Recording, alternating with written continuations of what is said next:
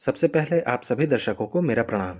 आज हम लेकर आए हैं एक ऐसे अमेरिकन बिलियनियर बिजनेसमैन की कहानी जिनका सफर अमेरिका के देहात में संघर्ष से शुरू होता है और मल्टी बिलियन डॉलर्स के कंपनी तक आता है और आगे भी जारी है। हम बात कर रहे हैं हैरी स्टाइन की। हैरी स्टाइन का जन्म नवंबर 1941 में हुआ था। हैरी स्टाइन के माता पिता का नाम बिल एंड रोज़ेल्बा स्टाइन था। 1871 में हैरी स्टाइन के परदादा विलियम अपनी पत्नी सारा स्टाइन के साथ यूएसए के एक राज्य पेंसिल्वेनिया से दूसरे राज्य आयोवा के छोटे शहर एडल में पहुंचे और वहां 160 एकड़ का फार्म लिया। हालांकि आगे चलकर ये स्टाइन के बाकी परिवारों में भी बटा, जिनमें से कुछ हिस्सा स्टाइन के हिस्से आया। स्टाइन के संघर्ष की कहानी उनके बचपन में ही शुरू हो गई थी। वो बचपन से ही डिसलेक्सिक और माइल्डली ऑस्टिक थे, लेकिन मैथ्स और डाटा साइंस में इनकी बेमिसाल पकड़ थी। हैरी स्टाइन सीड्स नामक कंपनी के एस्टैब्लिशर और ओनर है। इन्हें सोयाबीन किंग भी कहा जाता है, जो सोयाबीन जेनेटिक्स और सीड टेक्नोलॉजी में अपने एक्सीलेंट काम के लिए जाने जाते हैं। खेतों में काम करने वाले एक साधारण व्यक्ति से सीड जेनेटिक्स सेवेंट बने हैरी स्टाइन ने मॉन्सेंटो और सिंजेंटा जैसे बहुराष्ट्रीय कंपनियों को मक्का और सोयाबीन जेनेटिक्स का लाइसेंस देकर बहुत पैसा कमाया। स्टाइन ने 1961 में आयोवा स्टेट यूनिवर्सिटी से एग्रोनॉमी यानी कृषि विज्ञान में डिग्री प्राप्त की। फिर 1974 में उन्होंने स्टाइन सीड्स कंपनी की स्थापना की, जो सोयाबीन रिसर्च और ब्रीडिंग पर फोकस्ड थी। इनका मुख्य उद्देश्य था सोयाबीन की पैदावार में सुधार करना और ऐसे सीड्स का उत्पादन करना जिनसे उपजने वाली फसलें सख्त मौसम में भी टिकी रहे, और ऐसा कर पाने में ये सफल भी हुए, जिसकी वजह से ऐसी किस्में तैयार हुई जो कीटों, बीमारियों और इन्वायरमेंटल डिस्टर्बेंस के प्रति अधिक प्रतिरोधी थीं। इस इनोवेशन ने सोयाबीन की खेती में क्रांति ला दी। इस तरह स्टाइन ने बिलियनियर्स बनने तक का सफर पूरा किया। अगर कुछ विश्वस्त सूत्रों की माने तो 2023 तक स्टाइन की कुल संपत्ति 910 करोड़ डॉलर है। अक्सर स्टाइन अपने होम स्टेट में एंटरप्रेन्योरियल समिट्स और समारोहों में अतिथि होते हैं। यहाँ कुछ टिप्स और बिजनेस इनसाइट्स दी गई हैं जिन्होंने स्टाइन के शानदार करियर को योगदान दिया। उनमें से 7 टिप्स मैं आपसे शेयर कर रहा हूँ और इससे कहीं भी किसी भी एंटरप्रेन्योर को लाभ हो सकता है। तो आइए जरा गौर से समझते हैं। पहला, स्टाइन ने कैंसास के छोटे से लिबरल आर्ट्स कॉलेज मैकफेरसन कॉलेज से बैचलर्स की डिग्री प्राप्त की। उनके द्वारा ली गई कई कोर्सेज की पढ़ाई उनके शुरुआती दिनों में तो कोई काम की नहीं रही, लेकिन बाद के दिनों में काफी मददगार साबित हुई। स्टाइन कहते हैं, I strongly believe that a wide and diverse background is very beneficial for every entrepreneur. साधारण तौर पर यूं समझें कि व्यक्ति जितना पढ़ा लिखा और अनुभवों से सीखने वाला होगा, उसके उन्नति के उतने ही चांसेस होंगे। उन्होंने पढ़ाई के दौरान कानून से संबंधित जानकारी भी ली, जो बाद में अपने द्वारा विकसित सीड्स या उनके जेनेटिक्स में परिवर्तन से संबंधित लाइसेंस लेने में काम आई। स्टाइन कहते हैं, दिन का लगभग कुछ हिस्सा कॉन्ट्रैक्ट्स और लिटिगेशंस में गुजर जाता है।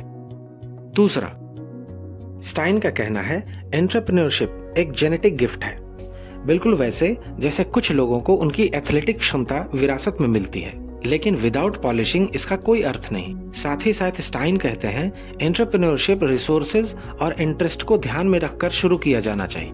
जोश और ट्रेंड में फंसकर शुरू किया जाने वाला काम अक्सर फेल हो जाया करता है। इस संबंध में स्टाइन अंत में कहते हैं, आप ऐसे व्यक्ति को उद्यमी नहीं बना सकते जिसका उस दिशा में कोई रुझान न हो। लोग इस बात को नहीं समझ पाते हैं। तीसरा, स्टाइन कहते हैं, कोई भी उद्योग लगातार बदल रहा है।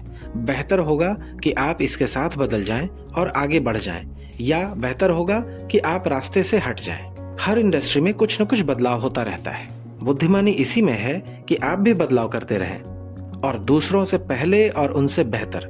चौथा, स्टाइन को स्कूल के दिनों में बहुत संघर्ष करना पड़ा। उन्हें दशकों बाद तक पता नहीं चल पाया कि उन्हें डिसलेक्सिया और ऑटिज्म था। जब वे 1940 के दशक में स्कूल में थे, तब इन सभी का निदान भी मौजूद नहीं था। उन्होंने कभी भी अपने लिए अफसोस नहीं किया। इसके बजाय उन्होंने अपनी कमियों को स्वीकार किया और उन्हें अपनी सफलता का हिस्सा बनाया।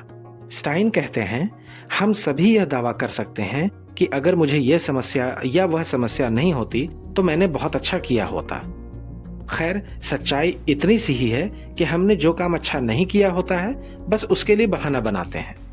पांचवा, स्टाइन आमतौर पर सुबह 6:15 तक अपने ऑफिस पहुंच जाते हैं। ये उनकी रेगुलर रूटीन का हिस्सा है। स्टाइन ट्रेडिशनल अमेरिकन वर्किंग वीक्स की तुलना में लंबे समय तक काम करते हैं।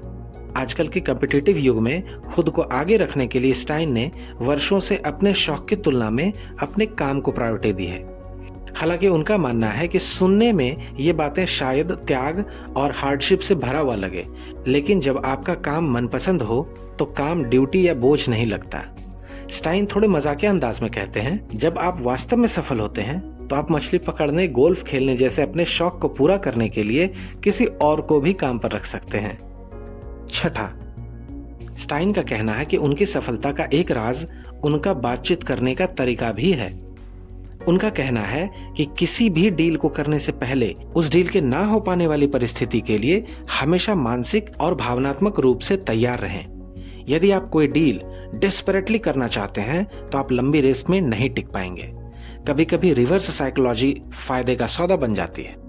अगर स्टाइन के शब्दों में हूबहू कहूं तो in negotiations it is very important not to care about deals.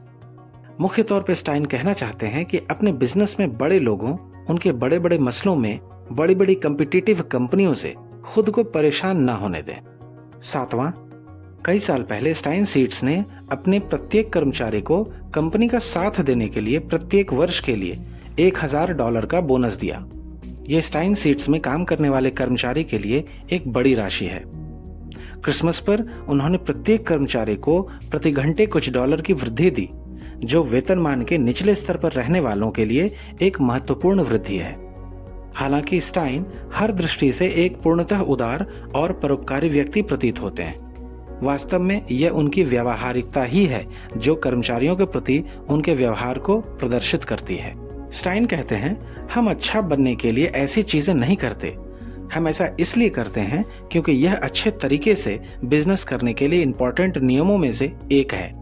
मैं बस इतना जानता हूं कि एक कंपनी के रूप में हमारे लिए यह बेहतर होगा कि हमारे लोग यानी हमारे कर्मचारी अच्छा महसूस करें।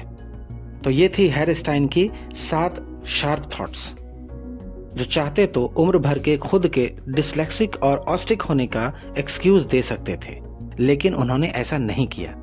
उम्मीद है ये वीडियो आपको अच्छी लगी होगी। वीडियो अच्छी लगी तो लाइक करें और अपनों के साथ शेयर जरूर करें। अपने विचारों को कमेंट बॉक्स में लिखें और हमसे जुड़े रहने के लिए चैनल को सब्सक्राइब करके बेल आइकन को हिट करें। अपना कीमती समय देने के लिए बहुत बहुत धन्यवाद।